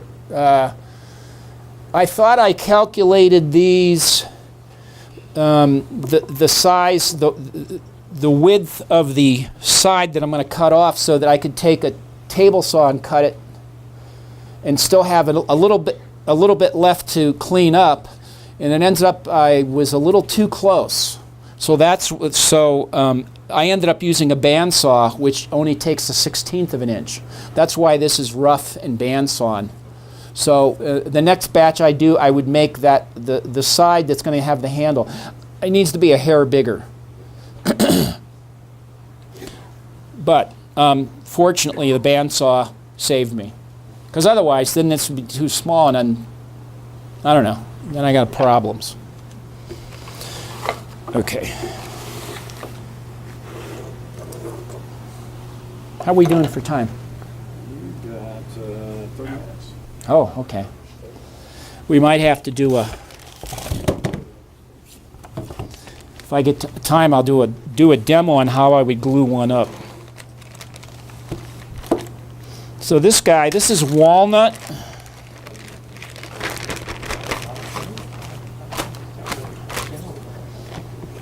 Can you see these?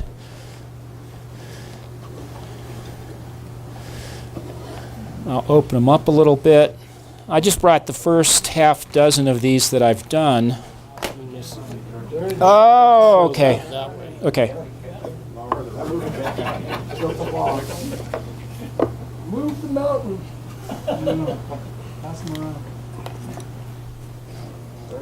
Yeah, get all these sticky fingers with from the donuts. Get them all over.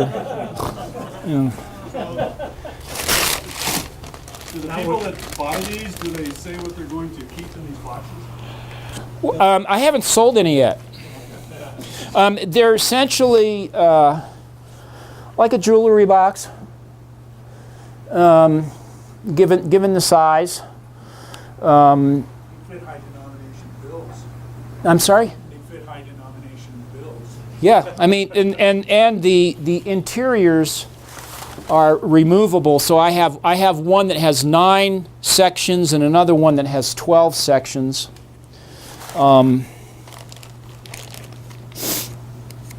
I had a suggestion from a friend, and I think I might investigate it. We'll see how this thing goes up in Denver. Marijuana dispensary. You got it. Not that I would know. Legal cannabis. People in Denver, there's a lot of money in Denver, and a lot of people who use recreational and medical marijuana. It could work for a stash box. I'm just if that's the market, if there's a market there, I would use that market. So these are just some different ideas. This one's white oak with, this is called bird's nest paper. Can you see these guys? Is this visible? This is just some veneer that I cut on the bandsaw, figured maple that had the bark on it, and this is paper in here. This is one that I played with some. These are all, like I say, this gets to be wood playing. It's just try different ideas and see what works. This is paper with blue. This is western maple that's been dyed with like a blue-green aniline dye. Can you tilt that one up, please? I'll find something to put under it.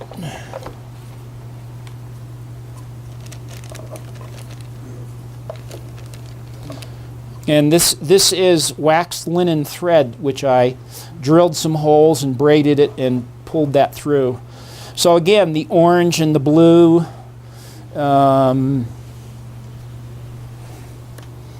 This one has a maple inside. This one has a ash inside grid. This one's Douglas fir, so the orange goes with the orange and the blue here. So it's all thought out color-wise. I have two more somewhere here. How many of these do you have ready for the show? At least 30. We'll see. And these are going to be in the $300 price range in your show? I'm not certain yet, but I would think 3 to 4, somewhere in there. We'll see. I have to get some feedback from some different people and see what they think. And I've kept track of my time pretty much. And then at some point I just start having fun and I don't worry about how much time it is. But I do know all the production part of making all those parts and doing all that. I know exactly how many hours have been gone into that. I have all that documented. How much time do you think it takes you to make a box? 30 years. Fair enough. Fair enough. Are the grids glued in or just? No, they just drop in. So they drop in. This is one that has 9 grids, and they drop in. So if somebody wants 12 grids or 9 grids, I could pull it out and pop it in, because they're identical in size. You could do one with burlap on the top. Isn't that him? I mean, the tops could be anything. Yeah. I mean, I'm not limit. I have, here's some. The top for this bloodwood one. So this one's a veneered lid. I've got figured maple here. And then the flip side is just regular maple. And I glued that in that veneer press I showed you with all those clamps. Before we run out of time, can you show the glue up process? You were going to do that, how you glue the box together. Yeah. You said. Yeah, I'd like to, with no glue. Just a dry. Can you show that before we... Okay. I'm curious how you prepare the side material. Is that a resawn, then sort of try to find hook in pieces, or how did you decide on what pieces? Well, most of this is just, like I say, scraps of wood I've had laying around. I didn't worry about running the grain continually all the way around. What I did do is pick quarter sawn material so that it's straight grained.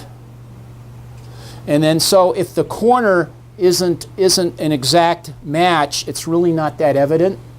If it was flat sawn and there was a grain pattern, you'd want to try to have that go around the box. Okay, but quarter sawn, straight grain material kind of solves that problem. Even though, if you look real closely, they don't line up perfectly. But I wanted the emphasis to be on the lid and the bot. It's almost like a two-dimensional project because it's what's going on the lid, but then it's also a functional project. The idea for this one, there'll be a strip. Are you good there? So I discovered how to make something like this. If you take, I've got figured maple here with ebony glued to either edge of it, okay? And this one, I can resaw these and get 2 out of it, okay? So you take these and cut them in squares and then flip them sideways, and then in between each one you glue the same size piece that is running the other direction, and you end up with something like this, which I'll pass around. This one needs to be sanded, but it hasn't been. And what are you going to use this for? That will be inlaid down the middle of a top. Okay? And I'm thinking I'll see, I'm going to cut it to like 3/16 and then make a dado like a 1/16 deep so that it sets up above the lid. I'll see. I have to experiment. There's no reason with this design why you couldn't actually have the lid larger than the box and slide in and just have it mounted where the final lid is raised above and still mounts to it. True. Yeah. I still need to use like MDF for the core though, because of the wood movement issue. Because I wouldn't use solids. You could use solid wood then on the very finished top because the MDF would. Well, only if it gets too thick or too wide, it's going to start acting like solid wood, and it's going to fight that MDF, and it actually, I wouldn't put a 1/4 inch thick piece like 7 inches wide or something here. That's going to move. Oh yeah, but on top of it, you can handle that the way you attach it to the MDF. It could be like a breadboard attachment. True. Yeah. All right. MDF doesn't move? Right. Theoretically. Everything's theoretically. Yeah, MDF, that's the whole point of MDF or any kind of sheet good. MDF or plywood is dimensionally stable, as opposed to solid wood, which expands and contracts across the width of the grain, right? That's the whole point of frame and panel construction. So that panel, and if you're making whatever, a door or a cabinet, frame and panel or post and panel, that panel is not glued in. It has room to float, and it can move with the humidity. But the other parts are stable. But if you're doing something like this, this stuff is dimensionally stable. You do know that when you veneer, you have to veneer both sides, or otherwise the water in the glue will make it cup. So that's why I use a secondary, just straight maple for the back side and a figured maple for the front that you're going to see. But you want to glue, anytime you're gluing veneer to a core, you do both sides. You use Type Bond 3 on your veneer glue up? Pardon me? Do you use Type Bond 3 on your veneer glue up? No, I use some special veneer glue that I got from, I don't know, wherever I bought the veneer. It's an online veneer place. It's thicker. And you have to be careful because sometimes the glue can bleed through, especially really thin veneer, that glue will bleed through. So this is a little bit thicker type of glue, and it doesn't come through. Because I've had that, first time I tried to work with veneer, it was a very porous veneer, and all this glue came up through it, It was a small panel like this. I was experimenting. The reason not to use contact cement? I've read different things. People don't really trust it. That it never dries. That it actually stays. It actually can move around or peel off. I'm essentially, like for the paper, I'm using spray adhesive, which is a contact cement, basically. But for wood, I just use veneer glue. Yeah, I haven't used hide glue, but you could, I guess. Yeah. How about 10 minutes? Okay, let me put these away and do a quick pretend assemble. How's that? That's what the folks want. So that's what they're going to get. And see, these guys, since I'm going to cut the handle, okay, I would have, the handle would be gone. It would look like, where's the one I passed around? Did it come back yet? Yeah. It would be shorter because the handle's, cut off, obviously, before you glue it up. So the one thing, like I say, I discovered on this side, these are 1 3/4 long, and these are 2 inches over here. So I have 2 different sizes of splines. And get these ready.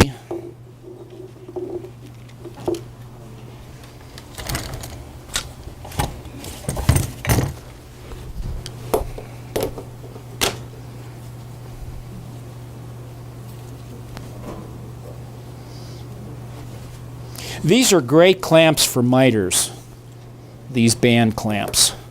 Couple of things though, you do want to pad your little corner pieces with something, and I usually put a little wax on there so it doesn't, try not to stick to the... Tape on them? Yeah, tape, and this is actually some of this leftover felt stuff, or suede. Is the bottom slightly undersized to the corners so that... Yeah, I mean I make sure that it's I'm not going to be fighting anything, that it's going to go together easily. I've gotten the tolerances so they're as close as possible, but not. I don't want to fight it. You don't want to fight it. Yeah. Okay. And oh wait, yeah. Here, these are these. These you'll see where I use these. Okay. So if I'm gluing this up. I would put glue in this bottom groove all the way around, okay, and then put glue in this spline groove at the miter and coat that in there, being careful. Obviously this one's cut off; it would be shorter, so you don't want to put glue up in here where it's going to show. That's another thing I learned. So I draw a little pencil line so my glue doesn't come up too high. And I just came up with this system of starting with the ends. Now, we're assuming the glue's already been put in. Yeah, the glue, yeah, this is, no, not yet. Yeah, this is tricky. Any kind of music that helps with this? I usually keep it real quiet at this point. Normally, believe it or not, I listen to a lot of punk rock, so. Yeah. Okay, so this is all glued. Then these guys have to come in from the bottom.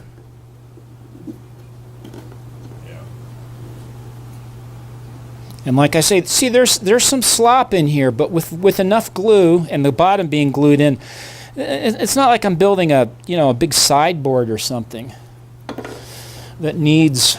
Even if you were using real glue, you put the splines in after you glue.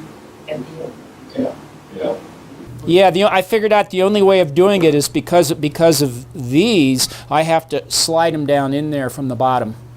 You can't put the whole thing together this way with those splines in there. It just doesn't work. Okay. Dun dun dun. Those corner things come with your strap? Yes.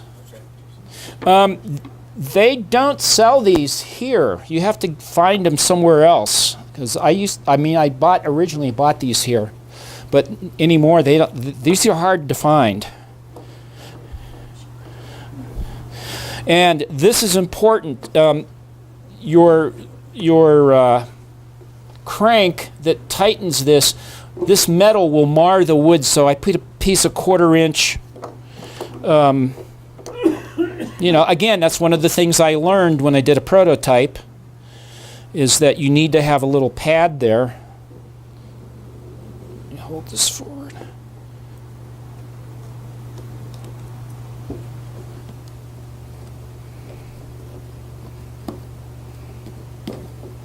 And with Tight Bond 3, you've got enough time to do all this.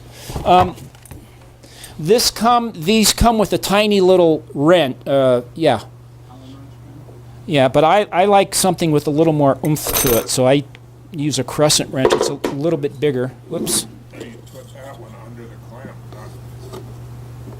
Isn't that block to go on the clamp side? I'm sorry, what? Isn't that block for the clamp side? Well, I'm going to put another clamp on. Okay. You'll see, just to get these together. So.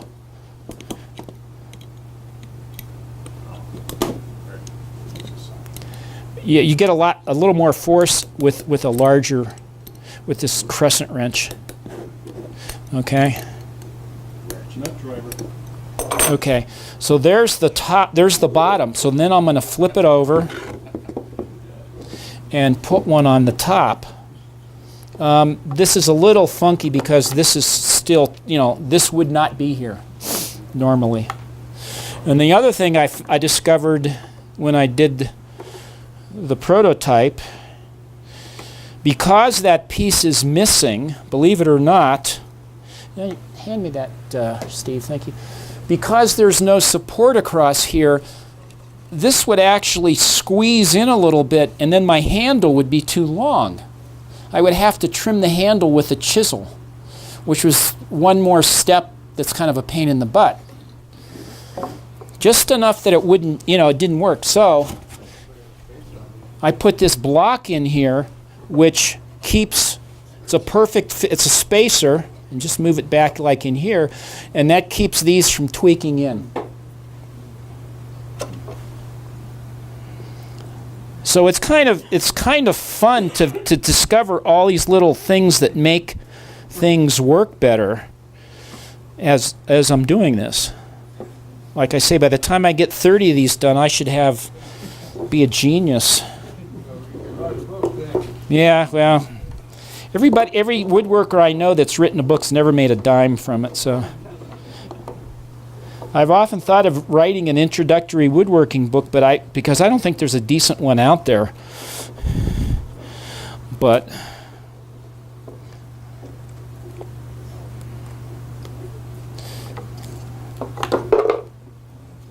I need a little more slack.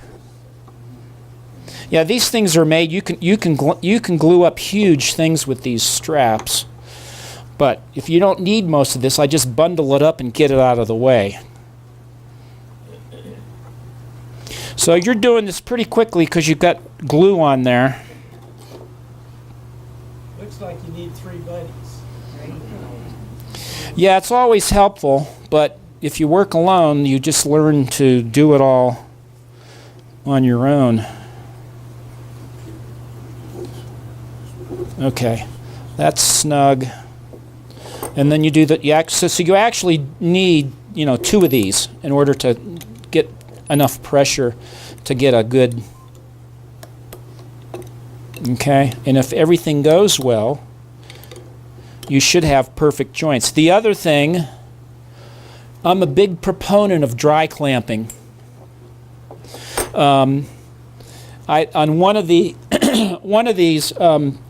it was going so smoothly. I went to the 6th one, and I didn't bother doing a dry clamp. I just glued it up, and one of these splines was a hair too wide, so my joint didn't. I had a gap.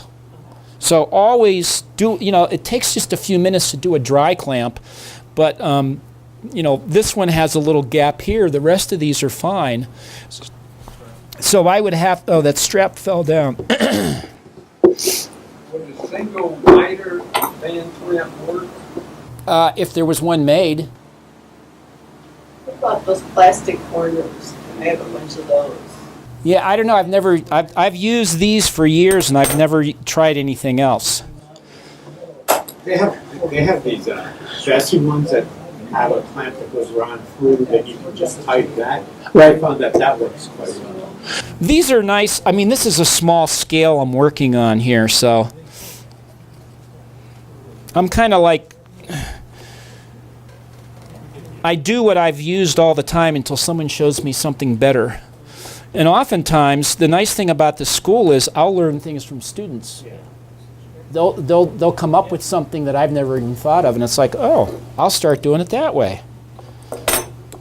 So I think a good teacher learns something from his students if he's open to it. Okay, let's see if I can get that one closed. I might have to trim. Yeah, it's still open a little bit, so possibly that spline or something is a little bit big,